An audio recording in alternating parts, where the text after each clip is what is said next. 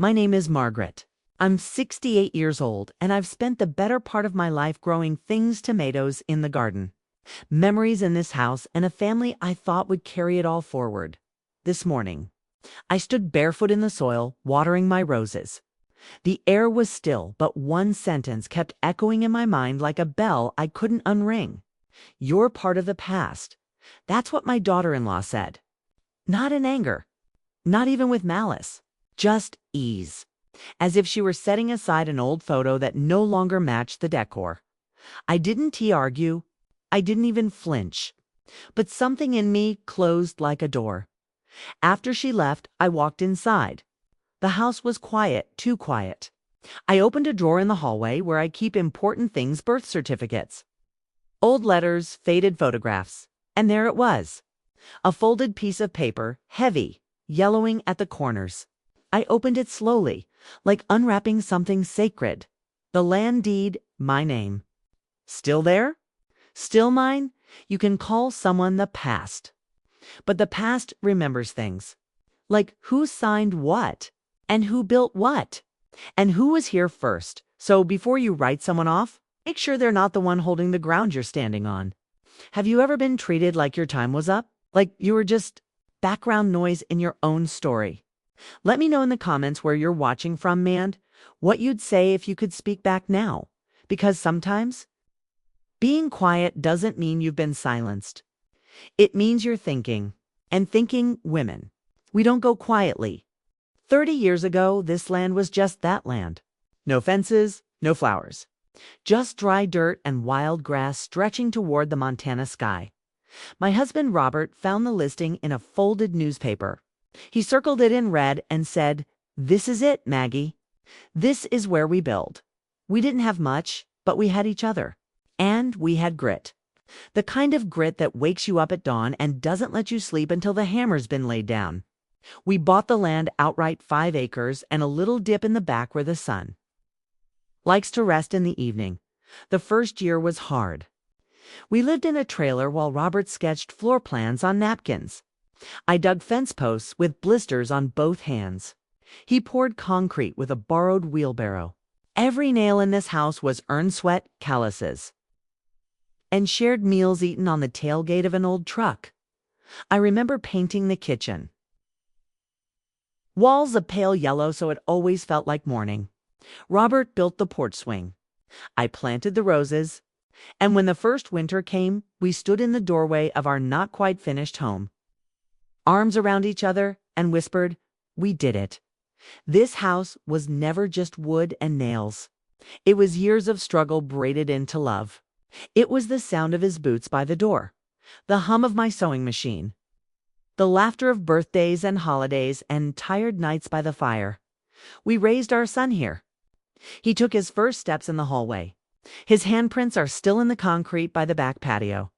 I used to press my lips to those tiny imprints and pray the world would be kind to him. But the world changes. So do people dot Robert past 10 years ago? I kept everything just the way we built it. I thought our son and his wife would feel the history in the walls. I thought they'd remember, but now I listen from the next room as my daughter-in-law walks guests through our home. "We just love our kitchen," she says. "Our garden gets such lovely sun in the morning. It's the perfect space for hosting." Sometimes I want to ask her, did your hands plant those bulbs out back? Did you stitch the curtains by hand? Do you even know why the pantry door sticks in the summer? But I don't ask. I just sit in the sunroom Robert built for me, in the chair he sanded smooth. And listen. They walk past me as if I'm part of the furniture. A relic. Something that came with a house. Like wallpaper you haven't gotten around to replacing. She posts photos online, calls it our beautiful home, hashtags it like a trophy. Not once has she mentioned the woman who laid the first stone, or the man who died trying to keep the roof from leaking. It's funny how people rewrite stories. They forget the authors, tear out the pages, slap their names on the cover and call it theirs. But I haven't forgotten. I remember the cold nights, the cracked hands, the fights over tile colors, and the dancing in sawdust when we finally picked the right one. I remember the way Robert looked at the finished porch like it was a cathedral. And I remember signing the deed together, my name beside. His equal permanent.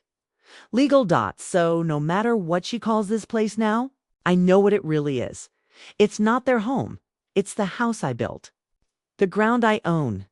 The history I carry in every step I take across this old wooden floor. And that truth still lives in the foundation. They just forgot to look down. At first, Margaret thought it was just growing pains. Her son Daniel had always been close. A quiet, thoughtful boy who never needed reminding to call or help carry groceries. But since the wedding, something in him had shifted. It was subtle at first, a missed phone call, a shorter visit, an excuse about work. But the silences stretched longer, and Margaret felt them in her bones. Olivia, her daughter-in-law, was charming in public. She smiled brightly, laughed generously, and always brought a bottle of wine to Sunday dinner. But behind closed doors, her warmth cooled. Decisions about the house were made without Margaret.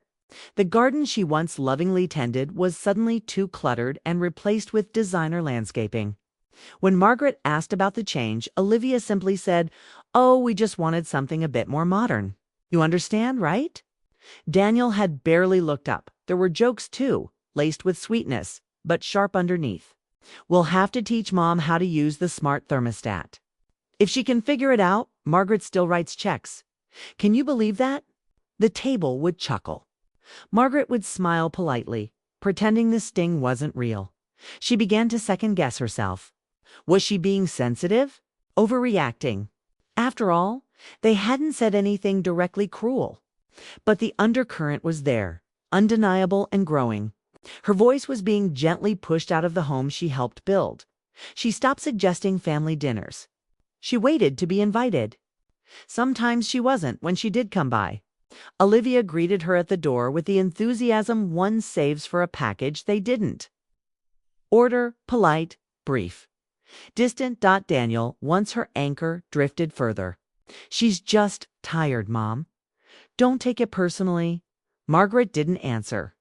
But inside she began to dot, and so did we. Margaret had never asked for much when it came to birthdays. A slice of lemon cake. Her favorite flowers, lilacs, and a card handwritten by her son were enough to make her feel remembered, loved. But this year felt different from the moment she arrived. The driveway was lined with rental cars. The house, which once echoed with the quiet simplicity of family, now buzzed with the voices of people she barely knew. Olivia had gone all out catered food. A bartender, a professional photographer. The decorations were tasteful but impersonal, like something out of a lifestyle magazine rather than a family celebration. There were no lilacs. Margaret stepped inside with a soft smile. Gift bag in hand, a gesture that still lingered from years of being a hostess herself. But no one took it from her. She stood awkwardly in the foyer until Daniel finally noticed her. "There she is, birthday girl," he said, wrapping her in a quick hug before being pulled away by one of Olivia's friends. Few people came over to wish her a happy birthday. Olivia's coworkers, Daniel's friends, neighbors she hadn't met. They all smiled politely, offered compliments about the house. Not one asked her how she was feeling, how she was doing. What it was like turning 6'8". At the far end of the dining room table was a small cake with "Happy Birthday, Margaret" piped in generic white frosting. She sat beside it while the party swirled around her like a storm. And then it happened. Olivia stood up, clinking a glass to grab attention. Daniel stood beside her, arm around her waist, beaming. "We just want to take a moment," Olivia said sweetly, "to thank you all for coming. It means the world to celebrate Margaret's special day with all of you." Margaret nodded slightly, her eyes meeting Olivia's, trying to find some warmth. But Olivia wasn't looking at her. "And while we have everyone here," Olivia continued, her smile growing wider, "we also wanted to share something exciting." Margaret's stomach tightened. "We've decided to renovate the property, our land, and add a pool. It's been a dream of ours, and we can't wait to finally make it happen." Applause, cheers, glasses, clinking. Margaret sat frozen. Our land. She looked around the room, her ears ringing. No one seemed to notice or care. Her son didn't look at her. He simply raised his glass along with the rest of them. They hadn't asked. Not once. The land wasn't theirs, not legally, not morally. It had been hers and Richard's dream, bought with 2 lifetimes of work, love, and sweat.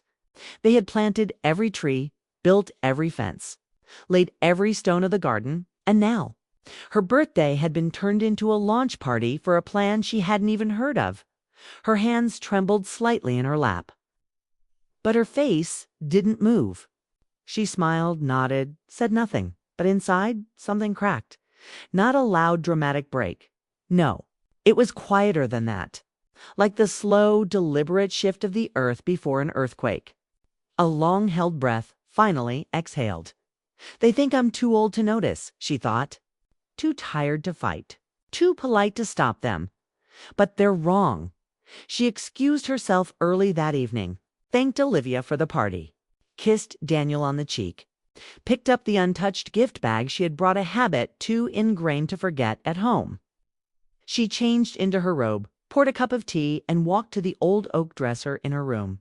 She opened the bottom drawer and pulled out the land deed. Still in her name, she traced the ink with her finger. This, she whispered, isn't over. Margaret moved through the hallway with slow, measured steps. The birthday decorations still clung to the walls, pink streamers, deflated balloons, a glitter banner that read, "Happy 68th."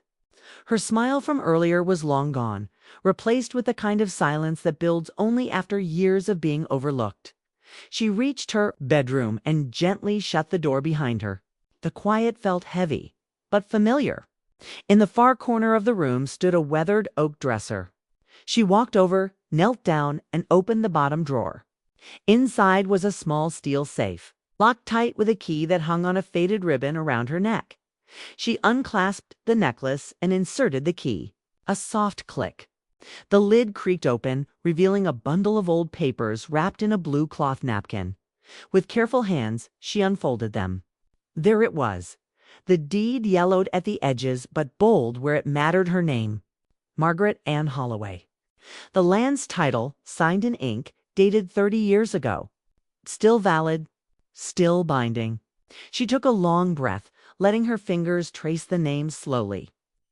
As if relearning her own worth, her memory tugged at her. It was autumn, decades ago. Her husband Harold was sealing the last fence post around their yard.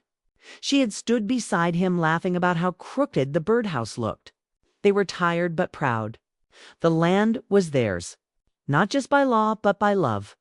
They built every inch of it together. That night, Harold handed her a folder. "Keep this," he said gently, "just in case they forget whose name is on the land." She had tucked it away like a time capsule, never truly expecting she'd need it. But today, after the party, after Olivia's announcement, it was no longer a precaution. It was a lifeline. Olivia's words echoed in her head like a drumbeat. "We'll be renovating our land soon." Their land. No mention of Margaret. No glance in her direction. Just a casual declaration made in front of friends and family. As if Margaret were already gone, and her son Daniel had said nothing. Not one word to correct it. Not even a glance of discomfort. He just smiled, his arm around his wife, nodding along.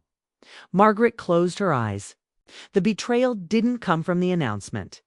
It came from the ease with which they erased her. She had given them everything. The roof, the soil, the garden they now wanted to destroy for a pool. She remembered planting the cherry blossom tree in the backyard with Daniel when he was 10. He had called it Mom's tree. Now, apparently, it was just landscaping. Her throat tightened. She folded the deed again, slower this time, like a ceremony. She wasn't angry yet, but she was no longer in denial. They saw her as a memory, not a person. A symbol to honor with birthdays and stories, but not to respect. Not to include Dot, she put the deed back in the cloth, but didn't return it to the safe. This time, she placed it in the top drawer of her nightstand. Closer. Ready, Dot. Then she took out a small notebook from the dresser. It was leather-bound, worn with age, filled mostly with recipes and Toto lists. But on the last page, blank until now, she picked up a pen and wrote just one line. "I am not the past. I am the foundation." Her hand trembled only slightly. She set the notebook beside the deed, stood up, and walked to the window. Outside, Olivia and Daniel were still laughing with guests in the yard, toasting glasses, making plans, drawing lines across a life they didn't build. They didn't know the line had already been drawn, and Margaret was holding the pen, and this time she wasn't putting it down. Margaret stood in front of the familiar door, her hand trembling just slightly before she knocked. The plaque still read James A. Lawson, attorney at law, just as it had for decades. She hadn't needed his services in years, but today felt different, urgent. "Final, Margaret," James said warmly as he opened the door. "It's been a while." She gave a small smile, stepping into the office that once handled her husband's estate. "It's time to dust off some old papers, James." Within moments, she had the original deed spread out across his desk. Her name, in crisp black ink, sat clearly at the bottom. No joint ownership. No signatures from her son or daughter-in-law. It's just her. The land was hers, legally and entirely. James read it over twice. Then he looked up at her, eyes sharp behind his glasses. "They think they own this." "They act like it," Margaret said calmly. "They're planning a pool." He let out a small huff, half amused, half disgusted. "They can build a pool, sure, but they'll be swimming in your backyard." That sentence stayed in the air a moment. It didn't need to be explained. Margaret sat straighter in the chair. "I don't want revenge, James. I want protection. I want to make it clear.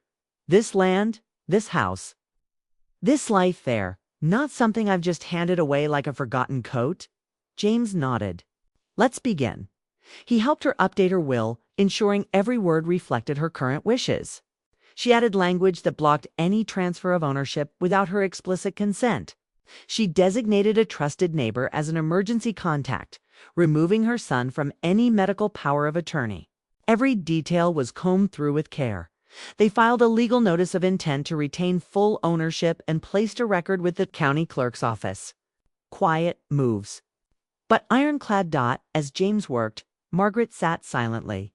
Memories rushing, in her husband hammering fence posts into frozen ground, her hands planting daffodils along the walkway. Their shared dreams built inch by inch on that very soil. "They don't see me anymore," she said finally. "Just a signature they forgot to get." James looked up. "They forgot something more dangerous. That you're still here." By the time she left, the documents were secured, her rights reaffirmed. No angry confrontations, no shouting matches. Just truth neatly typed, legally sealed, and impossible to ignore. Back in her car, Margaret took a long breath.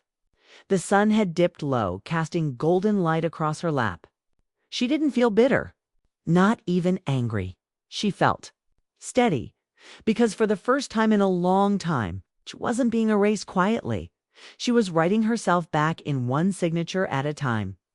The dining table was set, like always, too many forks, cloth napkins folded like swans, candles flickering in the early dusk. Olivia had outdone herself. Again, roasted lamb, crusted potatoes, wine from a bottle Margaret once saved for a real celebration. Her son Daniel was laughing lightly. Olivia was glowing, animated, her voice cutting through the room like a knife wrapped in silk. "We've been talking to a designer," she said, swirling her wine.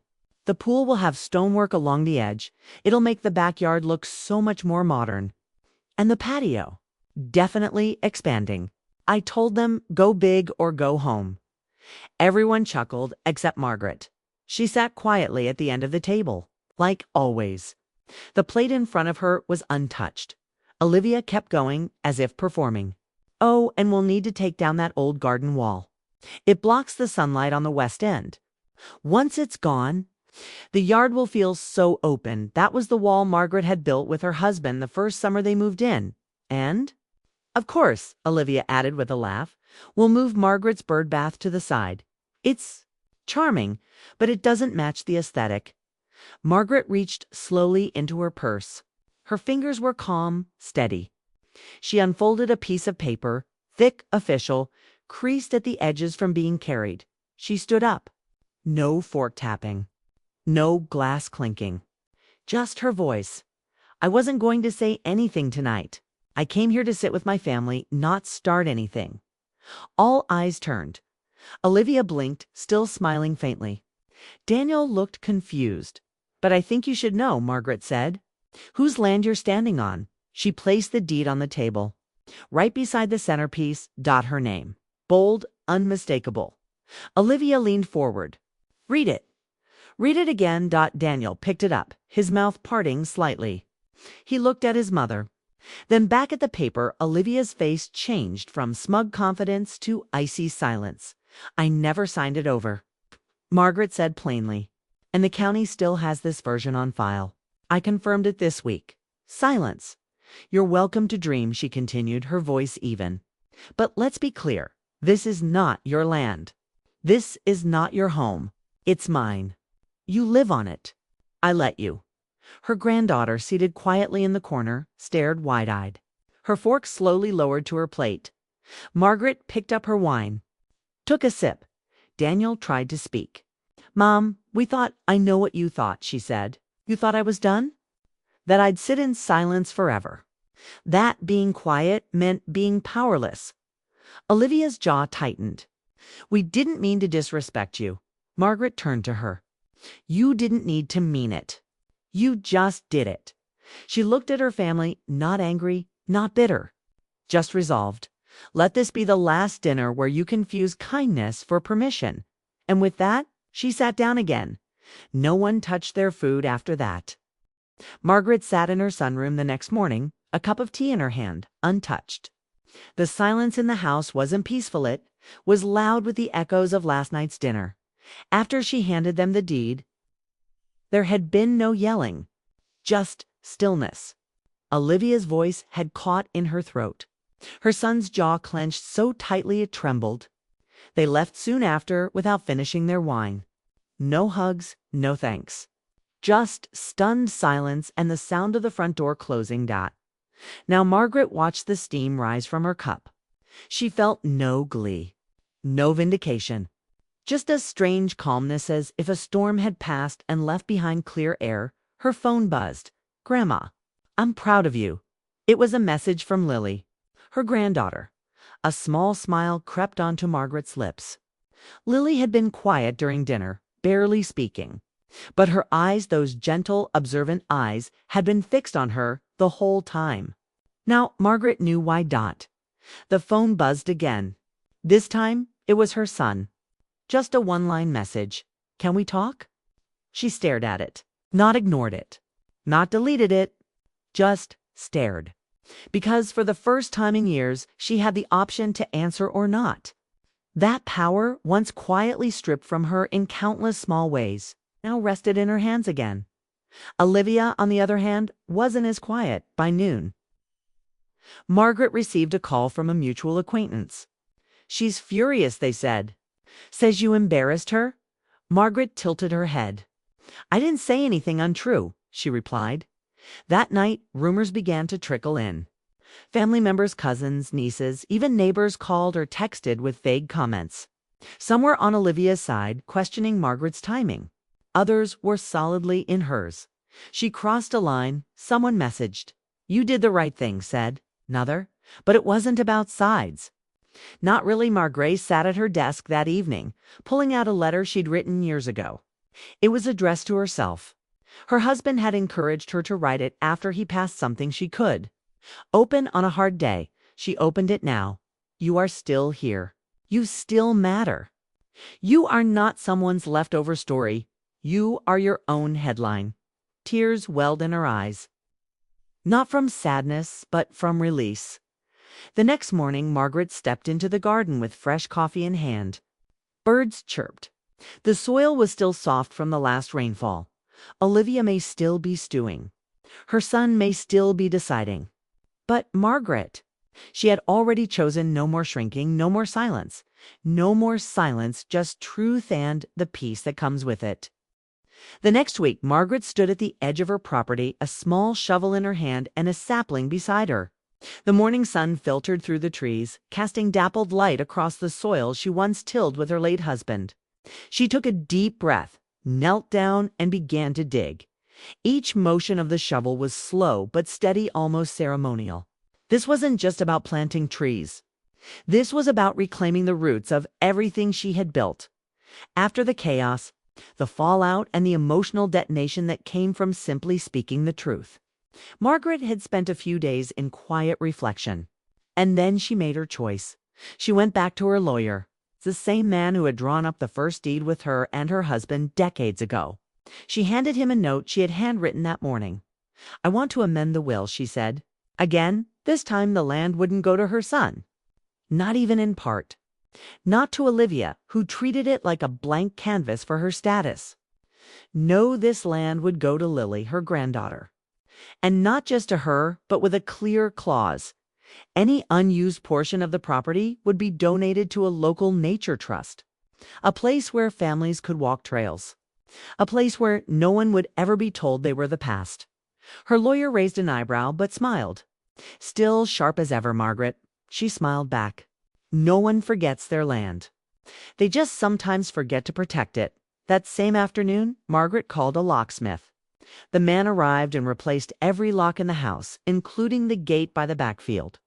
He offered to upgrade the security, but Margaret simply said, "No cameras. Just strong locks. This is a home, not a fortress." It wasn't about fear. It was about boundaries, respect, ownership not of things, but of space. Of voice. Of story. Margaret moved through the house slowly, noticing the small things that had gone unnoticed when Olivia and her son were in control. The chipped teacups still on the windowsill. The creaky stair that had never been fixed.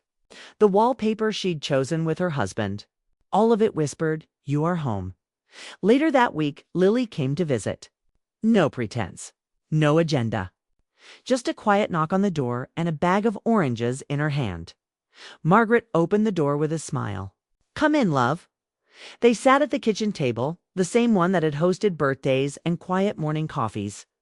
Lily sipped her tea, then said softly, "I don't want anything from you." "I know," Margaret replied, "but I do want to learn from you. I want to understand how to build a life that means something." Margaret reached for Lily's hand. "Then you already have more than I ever hoped to pass down." The land outside was beginning to bloom again. The trees Margaret planted took root.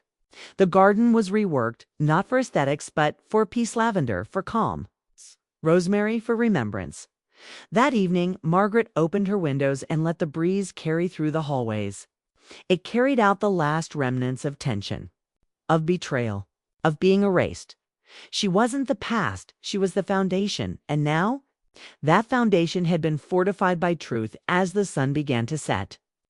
Casting long golden streaks across the porch, Margaret stepped outside. She looked out at the stretch of earth before hers, always had been. She placed her hand over her heart and whispered, "This land remembers me. And now I remember myself. No bitterness, no speeches, no spectacle, just reclamation, and the kind of peace that only truth can plant." The morning sun draped golden light across Margaret's porch. At 68, she looked out over the land she and her late husband had nurtured for decades, ours once dismissed as just dirt, no blooming with peace, pride, and purpose. The air was crisp, the sky wide, and her rocking chair creaked softly beneath her as if the house itself exhaled with her. She sipped her tea slowly, letting it warm her hands. She wasn't thinking about court papers anymore, or the arguments, or even Olivia's silence. Not today. Today, she was thinking about roots. "Funny," she said out loud to no one in particular, "how they thought I was the past when I was the only one who remembered how this all began." Her gaze drifted toward the large oak tree near the edge of the property, the one she and her husband planted. The first week they moved in, it was small then, just a twig in the soil. Like their marriage, like their hope. Over time it had grown wide and tall, its branches thick with memory. Beneath its shade now sat a new sapling, one she planted last month with her granddaughter. "I wanted her to remember where she came from," Margaret had told the girl gently, patting the soil with her gloved hands, "and what it took to keep something alive. She reached beside her and picked up her leather-bound journal. This one wasn't for lists or estate plans. This one was personal. It was for truths that needed space. She flipped to a blank page and began to write. They called me the past. But the past is what planted every tree here. And the roots still answered to my name. She paused, closed her eyes. Margaret had once believed that silence was strength, that stepping aside was noble, that being low maintenance made you lovable. But now she understood that silence could also be erasure, and stepping aside sometimes meant being pushed out entirely. And she had been, quietly, strategically, the slow fade out by those who once clung to her every word. She thought of Olivia's voice at the party, bright and false, announcing their plans for her land. She thought of her son, not cruel, just cowardly, watching it happen and saying nothing. She thought of her granddaughter's small, hopeful message, "I'm proud of you." Grandma, that had been the first seed of healing. She looked toward the garden where her husband used to kneel, humming off-key and planting tomatoes. "We were never fancy," she whispered to him in her mind. "But we were real, and they'll never take that from me." Margaret turned another page in her journal.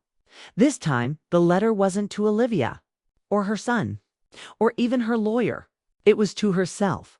You were never invisible, just underestimated. You were quiet because you were kind, not because you were weak. You let them lead because you wanted to rest, not because you had nothing left to offer. And when they forgot whose name was on the deed, you didn't scream, you reminded them. Her hand trembled slightly, not from age, but from power. You don't need permission to matter. She signed it at the bottom with her full name boldly, and for the first time in years, she felt young. Not because her knees didn't ache or her hair didn't gray, but because her voice had returned to her body, and with it, her story. A car slowed down near the front gate. Margaret glanced up. Olivia, but the car didn't turn in, just paused, then moved on. Margaret didn't wave. She didn't flinch. She smiled, because she finally understood. Being remembered is nice, but remembering yourself, that's freedom. She placed the journal on the table and took a deep breath.